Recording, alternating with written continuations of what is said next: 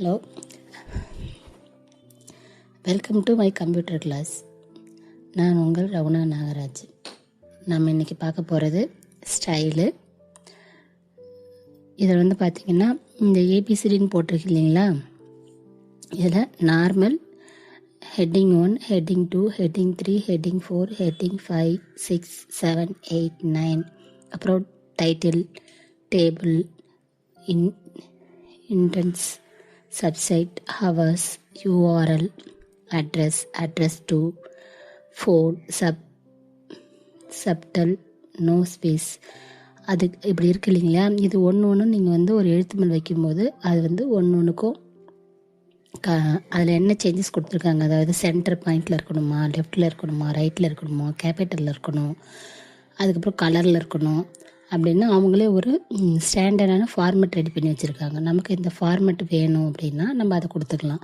அப்படி வேண்டாம், எனக்கு வேணும், ஆனால் எனக்கு இதை விட இன்னும் கொஞ்சம் பெட்டராக வேறு கலரில் வேறு மாதிரி எனக்கு லெஃப்டில் இருக்கணும், இல்லை ரைட்டில் இருக்கணும், எனக்கு அண்டர்லைன் பண்ணியிருக்கணும், கலர் கொடுத்துருக்கணும், இந்த ஃபாண்ட்டு வேணாம், வேறு ஃபாண்ட் வேணும், அடிக்கடி யூஸ் பண்ணுவேன் அப்படின்னா இது கீழே பாருங்கள், கிரியேட் எ ஸ்டைல் இருக்கு இல்லைங்களா, அதில் போய் கொடுத்துட்டு உங்களுக்கு எந்த மாதிரி ஃபாண்ட்டு வேணும், அது என்ன சைஸில் வேணும், அது பெரிய பெரிய அப்பர் கேஸில் இருக்கணுமா, லோயர் கேஸில் இருக்கணுமா அப்படிங்கிறதும், அதுக்கு கலரு, அண்டர்லைனு, போல்டு, லெட்ரு என்ன வேணுமோ, என்ன டிசைன் நீங்கள் கொடுத்துக்கலாம்.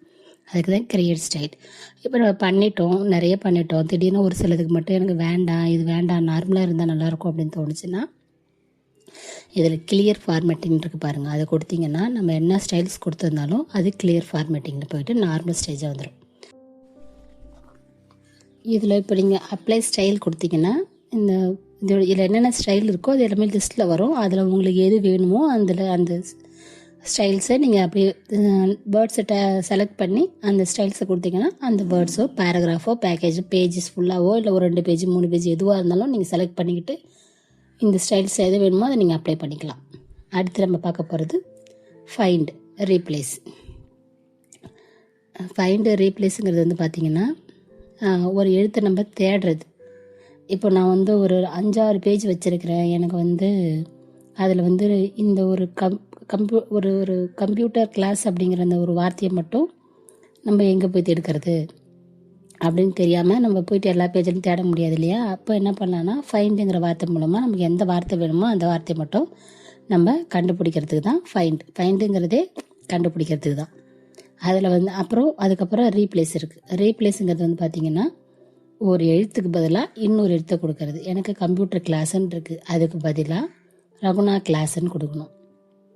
அப்படி கொடுத்தோம் அப்படின்னா அதுக்கு ரீப்ளேஸ், அந்த ரீப்ளேஸ் பக்கத்தில் இருக்குது பார்த்திங்களா, அது ரீப்ளேஸ் ஆல். எனக்கு எங்கெங்கெல்லாம் கம்ப்யூட்டர் கிளாஸுன்னு இருக்கோ அங்கெல்லாம் ரகுணா கிளாஸுன்னு மாறணும், கம்ப்யூட்டருங்கிறதுக்கு பதிலாக ரகுணான்னு மாறணும் அப்படின்னு கொடுக்கறது தான் ரீப்ளேஸ் ஆல். அதுக்கப்புறம் இதில் ஃபார்மெட் நிறைய இருக்குது. ஃபைண்ட்லேயும் ரீப்ளேஸ்லேயும் ஃபார்மெட் வைஸாக தேடலாம், ஸ்பெஷல் கேரக்டர் வைஸ் தேடலாம், கலர் வைஸ் தேடலாம், அண்டர்லைன் வைஸ் தேடலாம். இதில் இருக்கிற ஒன்று நீங்கள் கொடுத்து பாருங்கள். உங்களுக்கு இதில் நீங்கள் ஒன்று கொடுக்க உங்களுக்கு அது என்னென்னு தெரியும். இது எல்லாமே பார்த்திங்கன்னா நிறைய ஃபைல்ஸ் ஒரு காலேஜ் ப்ராஜெக்ட் பண்ணுவாங்க இல்லைங்களா, ஒரு 50, 60, 100, 200, 300 பேஜஸ்ன்னு. ஸோ அப்போ உள்ள பேஜஸுக்கு இது ரொம்ப யூஸ்ஃபுல்லாக இருக்கும்.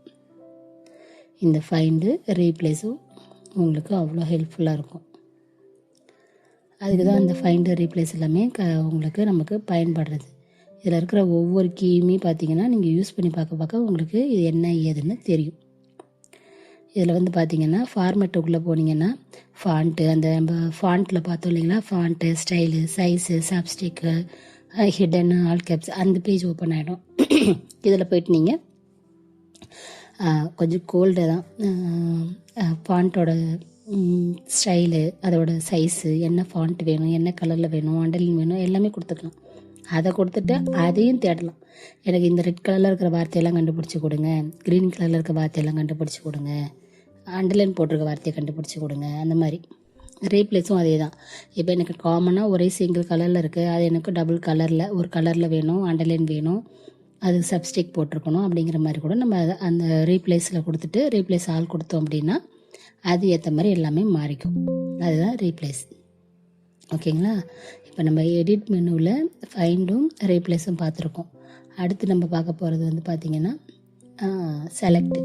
இந்த செலக்ட்டுங்கிறது என்னென்னு வந்து அடுத்து நம்ம பார்க்குறது செலக்ட். இதில் வந்து பார்த்திங்கன்னா ஃபஸ்ட்டு இருக்கிறது select all, select object, select all text.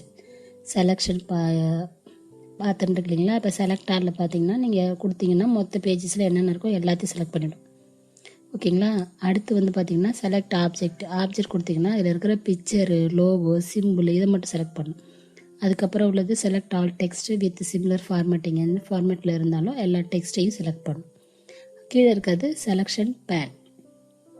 Selection பேனுங்கிறது வந்து பார்த்திங்கன்னா அது கொடுத்திங்கன்னா அந்த ரைட் சைடில் ஒரு பாக்ஸ் ஓப்பன் ஆகும். நம்ம எதை செலக்ட் பண்ணி வச்சுருக்கோம் அப்படிங்கிறத அது காட்டும். நம்மக்கிட்ட இருக்கிற ட்ராயிங்க்கு, சிம்பிள் எல்லாத்தையுமே லிஸ்ட் அவுட் கொடுத்துரும். நம்ம அதில் எதை செலக்ட் பண்ணுமோ அந்த நம்பரை போய் செலக்ட் பண்ணால் அந்த பிக்சர் அங்கே செலக்ட் ஆகிடும். ஒரு 20-30 பிக்சர் இருக்குது, எதை செலக்ட் பண்ணணும்னு தெரியலங்கும் போது நீங்கள் இதை யூஸ் பண்ணிக்கலாம். அதான் அடுத்து வந்து அடாப்ட். கிரியேட் பிடிஎஃப் இருக்கு இல்லைங்களா? இது வந்து பிடிஎஃப் நீங்கள் வந்து இன்ஸ்டால் பண்ணியிருந்தீங்கன்னா தான் ஒர்க் ஆகும். இதுக்கு பதிலாக நீங்கள் ஃபைலில் போய் சேவஸ் கொடுத்துட்டு பிடிஎஃப் ஃபார்மேட்டை செலக்ட் பண்ணி நீங்கள் அந்த டாக்குமெண்ட்டை பிடிஎஃபாக சேவ் பண்ணிக்கலாம். ஆனால் அந்த கிரியேட்டிவ் பிடிஎஃப் வேணும்னா நீங்கள் பிடிஎஃபை வந்து காசை கொடுத்து வாங்கி உங்கள் சிஸ்டத்தில் இன்ஸ்டால் பண்ணியிருந்தீங்கன்னா தான் இந்த பிடிஎஃப் க்ரியேட் பண்ணுறதுக்கு அது உதவும். அது இல்லைன்னா நம்ம கிரியேட் பிடிஎஃப் யூஸ் பண்ண முடியாது. ஆனால் அதுக்கு பதிலாக ஃபைலில் போய் சேவஸ் கொடுத்துட்டு பிடிஎஃப் கொடுத்து செலக்ட் பண்ணி இது பிடிஎஃபாக கன்வெர்ட் பண்ணிக்கலாம். ஓகே, தேங்க்யூ ஃப்ரெண்ட்ஸ், பாய்.